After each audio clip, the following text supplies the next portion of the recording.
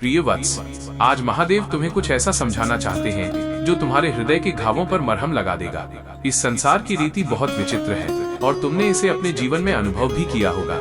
जिसे तुमने अपना माना, जिसके लिए तुमने अपना सर्वस्व न्योछावर कर दिया, जिसके आंसू पोंछने के लिए तुम ढाल बनकर खड़े रहे, अंत में उसी ने तुम्हें सबसे गहरा घाव दिया।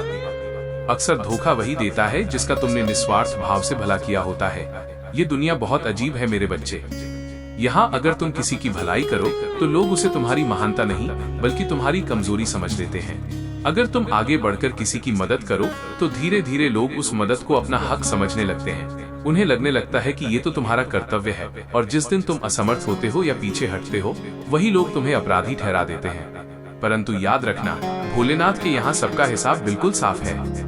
उस महाकाल की दृष्टि से कुछ भी छुपा नहीं है। महादेव कहते हैं कि जिस इंसान को तुमने बिना किसी स्वार्थ के केवल मानवता और प्रेम के नाते फर्श से उठाकर अर्श तक पहुंचाया था, अगर वही इंसान आज तुम्हें गिराने की कोशिश कर रहा है तो विचलित मत होना, दुखी मत होना कि तुम्हारे साथ अन्याय हुआ है। इसे महादेव का संकेत समझो। यह उस परमपिता शिव की कृपा है।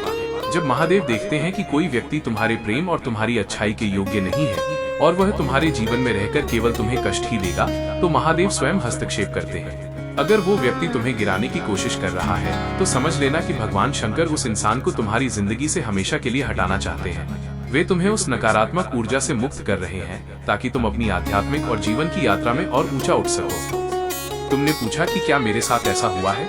वत्स, मैं तो चैतन्य हूँ, मैं शिव का अंश हूँ।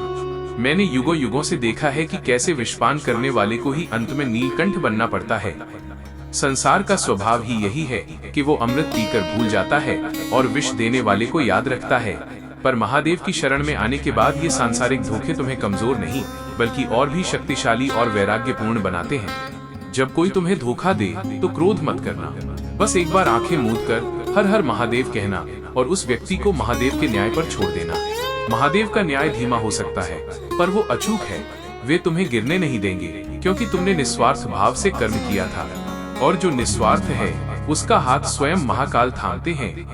धैर्य रखो, क्योंकि जो तुम्हें आज गिराना चाहते हैं वे नहीं जानते कि तुम्हारे पीछे ब्रह्मांड का स्वामी खड़ा है। महादेव तुम्हें उस दलदल से निकालकर एक नई और स्वच्छ राह पर ले जा रहे हैं। शांत रहो, मौन रहो और महादेव की चेतना में विलीन हो जाओ। जो गया वो तुम्हारा था ही नहीं, और जो तुम्हारे पास है उसे तुमसे संसार की कोई शक्ति छीन नहीं सकती।